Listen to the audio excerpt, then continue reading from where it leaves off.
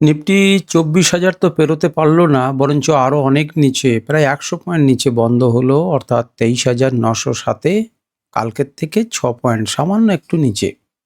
বলতে গেলে মার্কেট একটু একটু করে স্লিপ করছে, যদিও নিচে ওপেন হয়ে উপরের দিকে ওঠার চেষ্টা করলো, কিন্তু আমরা বারবার বলছিলাম যে উপরের দিকে রেজিস্ট্যান্স আছে আর নিচে যেখানে সাপোর্ট আছে লিখে দিয়েছিলাম যে ২৩,৮২০ থেকে ৮৪০, ৮৫০, ৮৬০ অত্যন্ত ভালো রেজিস্ট্যান্স সাপোর্ট জোন। এই জোনে হয়তো মার্কেট সাপোর্ট নিতে পারে, এটাকে ভাঙলে তবে কিন্তু আরও নিচের দিকে ভাবনা চিন্তা, নচেত কিন্তু নয়।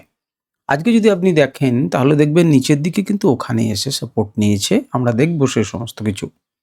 তো নিফটির এই অ্যানালিসিসে আমি সুররঞ্জন গঙ্গোপাধ্যায় আপনাদের সবাইকে স্বাগত জানাচ্ছি। চলুন ভিডিওটা শুরু করি। একটা ডিসক্লেমার প্রথমেই দেখে নিই যে আমি সেভি রেজিস্টার্ড অ্যানালিস্ট নই, নিজের মতো করে অ্যানালিসিস করব। আপনারা দেখুন, শুনুন, কিন্তু সিদ্ধান্ত নিন নিজের মতো। মার্কেট যে খুব বেশি পয়েন্টের মধ্যে আজকে চলাফেরা করেছে তা নয়, ১৩০ পয়েন্টের মতো তার রেঞ্জ ছিল। ৮৫৮, অর্থাৎ নিচে দেখুন ৮৫৮। আমি বলেছি ৮২০ থেকে ৮৬০ এইরকম রেঞ্জে একটা সাপোর্ট আছে। তো মার্কেট দেখতেই পাচ্ছেন ৮৫৮ পর্যন্ত এসে সেখান থেকে সাপোর্ট নিয়েছে এবং উপরের দিকে ওঠার চেষ্টা করেছে। উপরের দিকে ৯৮৩ পর্যন্ত গিয়েছিল। ২৪,০০০ যাবার কিন্তু তার ক্ষমতা হয়নি। উপরের দিকেও তাই, ২৪,০০০-এর একটু নিচে তার কিন্তু রেজিস্ট্যান্স আছে এবং আমরা পুরনো চার্টে কিন্তু দেখেছি যে তার আগেই কিন্তু এটাকে ভাঙার জন্য খুব বেশি স্ট্রাগল করতে হয়েছিল নিফটিকে, যেটি পরশু দিনের ঘটনা। মান্থলি চার্টে নতুন করে কিছু বলার নেই, উইকলি চার্টেও নিতে কিছু বলার নেই। দেখুন এখানে আমাদের রেজিস্ট্যান্স আছে, স্ট্রং রেজিস্ট্যান্স। আমাদের কাছে যদি উইকলি ক্যান্ডেলে এখনও পর্যন্ত সময় রয়েছে এমন নয়। তো নিচের দিকে দেখুন যে জায়গাটাতে আগের সপ্তাহের হাই ছিল, অন্ততপক্ষে সেই জায়গাটাকে সমীহ করার চেষ্টা করছে, কিন্তু তারও আগের যে সপ্তাহ তার যে মানে ওপেন, সেই ওপেনটাকে কিন্তু ক্লোজ করতে পারছে না তার উপরে। তো যাই হোক, এগুলো রেজিস্ট্যান্স রূপে কাজ করছে। আমরা ডেলি টাইম ফ্রেমে আর একটু স্পষ্ট হব।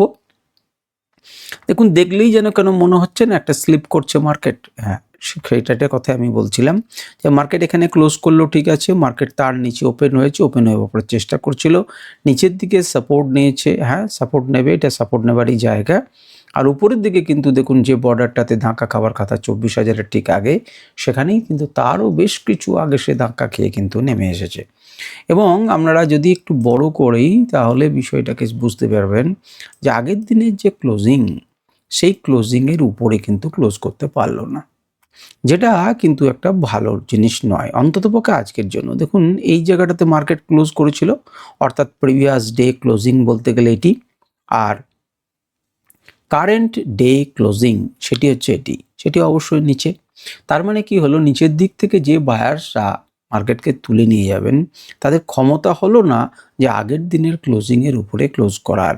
অর্থাৎ এখানে আপনাকে বলতেই হবে যে সেলাররা এখানে কিন্তু প্রভাব খাটিয়েছে এবং তাদের জোরই কিন্তু বেশি। কিন্তু মনে রাখবেন এই যে নিচের দিকে যে সাপোর্টটার কথা বলেছি ৮২০ থেকে ৮৪০, ৮৬০, এই জায়গাটা কিন্তু একটা স্ট্রং সাপোর্ট। এখন মার্কেট যদি লাইভ মার্কেটে ধীরে ধীরে স্লিপ করতে করতে আসে, এখান থেকে কিন্তু আমাদের একখানি প্রত্যেকবারই দেখছেন একটাখানি উপরের দিকে ওঠার চেষ্টা করছে। বড় ক্যান্ডেল যদি একবারে থ্রু পাস করে সেটি আলাদা, তাছাড়া কিন্তু এটি স্ট্রং সাপোর্ট হিসেবেই গণ্য করতে পারেন নিশ্চিন্তে। বেশ, এটা গেল ডেলি টাইম ফ্রেমে। আমি লেভেলসগুলো আর দেখাচ্ছি না, কারণ কালকে যেহেতু দেখিয়েছি টাটকা টাটকা আপনাদের কাছে রয়েছে, সুতরাং আমাকে দেখাচ্ছি না। ডেলি টাইম ফ্রেম থেকে ১ ঘন্টা টাইম ফ্রেম যদি যায়, তাহলে ১ ঘন্টা টাইম ফ্রেমে দেখুন মার্কেট কি করছে না। ২৭ তারিখে সারা দিনই কিন্তু এই একটা রেঞ্জে, এখানে যখন নতুন এসেছিল আবার একটা বাইং হয়েছে এবং উপরের দিকে এই যে জায়গাটা থেকে আমরা বলছিলাম যে পরশু দিনকে, অর্থাৎ আজকের দিনের কালকে হচ্ছে ২৬, তার আগের দিন ২৫ তারিখে দীর্ঘ সময় দেখুন এখানে কাটিয়েছে। এই রেঞ্জটাকে পেরোতে পারছিল না, ২৪,০০০-এর ঠিক নিচে। আজকেও মার্কেট যখন নিচের দিক থেকে যাচ্ছিল সেই রকম জায়গাতেই কিন্তু সে কী করলো, ধাক্কা খেলো। স্বাভাবিক, কারণ এখানে অনেক রেজিস্ট্যান্স ছিল, তারপর একটি বড় ক্যান্ডেল পার করতে পারলো, কিন্তু সেটাকে তীব্রভাবে নিচে এনেছে। এখন উপরের দিকে যাবার চেষ্টা করলে তো বাধা দেবেই। আপনি অনেকখানি যেন সেরকম মন যে একটা গুরুত্বপূর্ণ লেভেলকে ব্রেকডাউন করলো, তারপরে রিটেস্ট করলো এবং তারপরে মার্কেট নিচের দিকে নামছে। তো আমরা এই কথাই বলেছিলাম এবং কথা বলার পরে দেখলাম যে নিচে যেখানে আমাদের গ্রিন জোন আছে একটুখানি, তো সে সেখান থেকে বাইং করবে, করার মতো চেষ্টাও করলো। এখন ১ ঘন্টা টাইম ফ্রেমে আমরা এই উপরের থেকে এই লেভেলটাকে কিন্তু টানতে পারি। আমি একটু বড় করে দেখাচ্ছি, তাহলে আপনারা বিষয়টা স্পষ্ট হবে। দেখুন এখানে কিন্তু আপনি এই লেভেলটি কিন্তু আঁকতে পারেন। আমি আপনাদের সঙ্গে সঙ্গে একটা এঁকেও নিই। এখানে কিন্তু আপনি একটি পরিষ্কার লেভেল, আমি একটু বড় করে আঁকি যাতে কয়েকদিনের মতো চলতে থাকে। দেখুন এখানে কিন্তু আপনি পরিষ্কার কি করতে পারেন, একটি লেভেল কিন্তু আপনি আঁকতে পারেন। এখানে একটি রেজিস্ট্যান্স প্লট হচ্ছে, আপনারা দেখতে পাচ্ছেন। এখন একে যদি পেরোই তাহলে আলাদা কথা। এখানে যদি পার করে দিয়ে এখানে ক্লোজিং দেয় পরের দিন এবং তারপর যদি মার্কেট ধীরে ধীরে যেতে চায় তো যেতে চাইবে, কিন্তু এই এরিয়াটা যেটা হচ্ছে 23,000 একবারে 24,000-এর দোরগোড়ায়, সুতরাং 24,000-ই লিখছি, 24,000 একটু কম। তো 24,000 একটা সাইকোলজিক্যাল লেভেল হিসেবে থাকবে এবং এটি রেজিস্ট্যান্স হিসেবে থাকবে যদি মার্কেট উপরে ওঠেও। আর নচেত এখানে এই যে ডাউন ট্রেন্ডটা চালু হয়েছে, সেই ডাউন ট্রেন্ড অনুযায়ী কিন্তু মার্কেট এখান থেকে পড়ে আবার নিচে, আবার ধীরে ধীরে ওপরে, আবার নিচে। তখন এইখানে যখন আসবে এটি কিন্তু আবার শক্তিশালী একটি সাপোর্ট জোন। সেটি আপাতত আমাদের সময় আছে। আপাতত পরিষ্কারভাবে আপনি যদি স্ক্রিনশট নিন তাহলে দেখতে পাবেন কোন জায়গাতে সাপোর্ট এবং কোন জায়গাতে রেজিস্ট্যান্স। যারা নতুন দেখছেন হয়তো খুব কম জনই আছেন নতুন জন দেখছেন, তাছাড়াও বাকিরা কিন্তু এই লেভেলসগুলো সম্পর্কে জানেন। যদি 15 মিনিট টাইম ফ্রেমে আসেন তাতেও কিন্তু তাই দেখতে পাবেন। আপনারা অনায়াসে একই রকমভাবে মার্কেটে কি করতে পারেন, এইভাবে একটা ট্রেন্ড লাইন এঁকে রাখতে পারেন এবং দেখুন সেই ট্রেন্ড লাইনটা উপরের দিকে যাচ্ছেন কি যাচ্ছে না। এখনো পর্যন্ত মার্কেটের যা স্ট্রাকচার তাতে কিন্তু আমাদের যেটা বলছে সেটা কিন্তু এইটা যদি হাই 1 ধরি, এটা হাই 2 ধরি, তাহলে কিন্তু লোয়ার হাই প্যাটার্ন তৈরি হয়েছে এবং এটার থেকে কিন্তু এই লোটা নিচে। সুতরাং লো 1 এবং লো 2 যদি ধরি তাহলে এখানে কি তৈরি হয়েছে, লোয়ার লো প্যাটার্ন তৈরি হয়েছে। এখন জেনারেলি মার্কেট উপরের দিকে যাবে, এই ট্রেন্ড লাইনে ধাক্কা খাবে, নিচে আসবে, আবার উপরে যাবে, এমন চলতে পারে। এমন চলতে পারে বা এই ট্রেন্ড লাইনকে ভেঙে যতক্ষণ না এই লেভেলের উপরে যাবে, অর্থাৎ আপনি বলতেই পারেন যে আপনি 24,000ই বেটার লাগবে। 24,000-এর উপরে যদি ক্লোজ করতে পারে তাহলে কিন্তু আমরা আবার কিন্তু 24,070, 75 এবং তার উপরে কিন্তু 24,100, 120 পর্যন্ত আশা করতে পারি, নচেত কিন্তু আশা করতে পারি না। এখানে কিন্তু দুটি প্যাটার্ন তৈরি হয়েছে, আপনারা দেখতে পাচ্ছেন। আমি একটুখানি যদি প্যাটার্নটা দেখাই তাহলে আপনারা দেখতে পাবেন। সেটা হচ্ছে এখানে একটা ফলিং এজ কিন্তু তৈরি হয়েছে, তাই না? ফলিং এজ তৈরি হয়েছে যার টার্গেট কিন্তু এটা দেখাচ্ছে। আবার আপনি কিন্তু এখানে একটি ডাবল বটমের মতো করে তৈরি করে ভাবতে পারেন যে এই নেকটা যদি ব্রেক করে তাহলে উপরের দিকে কিন্তু আমরা যেতে পারি।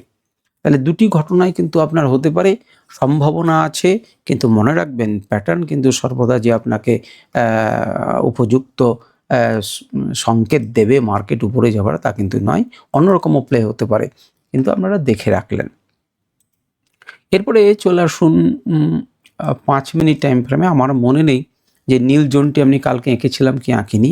যদি এঁকেছিলাম কোনো না কোনো সময় তো এঁকেছি, আপনাদেরকে দেখিয়েছি কিনা আমার সেটা মনে নেই। যদি দেখিয়ে থাকি তাহলে দেখুন যে আমাদের জোনের সাপোর্ট নিচে, সাপোর্ট নিয়ে কিন্তু এখানে রেজিস্ট্যান্স প্লে করছে প্রথমে।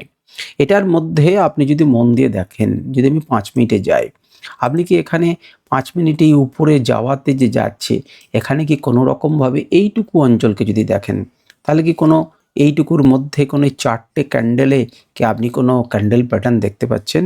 এখানে কি ডব্লু প্যাটার্ন আপনার চোখে পড়ছে? যদি চোখে পড়ছে খুবই ভালো কথা। আপনি ছোট টাইম ফ্রেমে সেটাকে বোঝার চেষ্টা করুন যেখানে একটা ডব্লু প্যাটার্ন তৈরি হচ্ছিল। তাকিয়ে দেখুন। তাকিয়ে দেখতে পাচ্ছেন একটি ডব্লু প্যাটার্ন তৈরি হচ্ছিল। এটি হচ্ছে 27 তারিখের শুরু। মার্কেট খোলার পর উপরের দিকে নিচের দিকে যেখানে গেছে ধাক্কা খেয়ে পেরোতে পারছে না, নিচে এসছে, আবার গেছে, আবার এসছে, আবার এসছে। একটু ডব্লু বটন নেকটা ব্রেক করে একটু লেভেলস আপনাকে দিয়েছে, যাকে এটাকে ব্রেকআউট করে রিটেস্ট করেছে, তারপর লেভেলস দিয়েছে। যাই হোক সেটা আবার পড়েছে মার্কেটটা, সেখান থেকে মার্কেট পড়েছে, পড়ারই কথা, কারণ এখান থেকে রেজিস্ট্যান্স আছে। এবং যদি আপনি একটুখানি বাঁ দিকে যান তাহলে দেখতে পাবেন যে কথাটি বলছিলাম অনেকক্ষণ সময় কাটিয়েছে, সেটি খুব স্পষ্টভাবে বুঝতে পারবেন যে অনেকক্ষণ সময় কাটানো কাকে বলে এবং সেখানে টাচ করা কাকে বলে। তাহলে এই লেভেলসগুলো আমাদের কাছে ছিল, আপনি যদি টেনে রেখেছিলেন তাহলে কিন্তু আপনি উপকৃত হবেন। এখানেও যদি আপনি দেখেন যে কি প্যাটার্ন তৈরি হয়েছে তাহলেও কিন্তু আপনি দেখবেন যে এখানেও কিন্তু একটা ফলিং এজ তৈরি হয়েছে এবং এখানেও কিন্তু বটম আমরা কিন্তু দেখতে পাচ্ছি, ট্রিপল বটম কিন্তু এখানে দেখা যাচ্ছে। এখানে দেখা যাচ্ছে 1 নাম্বার, 2 নাম্বার এবং 3 নাম্বার, এবং যার ফলশ্রুতি কিন্তু অনেকটা উপরের দিকে, এবং এই অঞ্চলটাকে ভাঙলে অর্থাৎ 24,000-এর জাস্ট নিচে এই রেজিস্ট্যান্সটাকে ভাঙলে একদম 24,120 টুরিতে আমরা আশা করতে পারি। তো এটা প্যাটার্ন অনুযায়ী। আর আমরা যদি নীল জোনটা টেনে রেখে থাকি তাহলে দেখুন সেই নীল জোনটা কত সুন্দরভাবে কাজ করেছে। আপনি তাকিয়েই দেখতে পাচ্ছেন নীল জোনটি পর্যন্ত যদি একটু বাড়িয়ে নিই তাহলেই আপনি বুঝতে পারবেন যে ধাক্কাটি কোন জায়গায় দেখাচ্ছে। পরের দিন যদি এই ধাক্কা থেকে বেরিয়ে সে আরও উপরের দিকে যেতে চায় তাহলে আপনি সেখানে যেতে দেবেন এবং সেটিকে সেইভাবে ট্রেড করবেন। তো এই হচ্ছে মোটামুটিভাবে আমাদের আলোচনা পরের দিনের জন্য নিফটির অ্যানালাইসিস। আর এটা 5 মিনিটে গেল। আজকে আমরা একটু জিনিসটা দেখি, সেটা হচ্ছে ওপেন ইন্টারেস্টের ডেটা। তো ওপেন ইন্টারেস্টের ডেটা এখানে কি বলছে দেখুন, 24,000 নিয়েই আমরা গল্প করি। 24,000-এ আপাতত কিন্তু রেজিস্ট্যান্স আছে, কিছুই আপনি করতে পারবেন না। 24,000-এ কিন্তু রেজিস্ট্যান্স রয়েছে, কারণ 24,000-এ কল যে সেলার তারা কিন্তু 1,34,254 লট, মানে হিউজ লট কিন্তু এখানে সেল করে বসে রয়েছে। তুলনামূলকভাবে সাপোর্ট দেওয়ার জন্য রয়েছে মাত্র 75,300। সুতরাং এখানে তো আপনার সাপোর্টের চাইতে রেজিস্ট্যান্স বেশি দেখছি, এবং ইন্টারডেতেও প্রায় 3 গুণ 3.5 গুণের মতো কল ওয়াই চেঞ্জ বেড়েছে পুট ওয়াই চেঞ্জের থেকে। সুতরাং 24,000-এ একটা নির্যাস এসছে যে দ্রুত হারে সেখানে সাপোর্ট। এরা বরঞ্চ 900-কে নিয়ে মারপিট করার চেষ্টা করছে। 900-কে নিয়ে দুজনের মধ্যে একটা মারপিট হচ্ছে। তুলনামূলকভাবে আজকের দিনে 900-র উপরে মার্কেট রাখবে বলে এখানে পুট ওয়াই চেঞ্জ কিন্তু বেটার হয়েছে। আজকের ডেটা অনুযায়ী এটাই বলছে। তার নিচে কিন্তু সাপোর্টই রয়েছে। যদি আমরা 800-র দিকে যাই এটাকে আমরা ভালো সাপোর্ট বলতে পারি। বেশখানি সাপোর্ট, এখানে কল ওয়াই চেঞ্জ হয়নি। আজকের ডেটা অনুযায়ী 700, 750, 800, এগুলো 900, এগুলো কিন্তু আপনার সাপোর্ট জোন।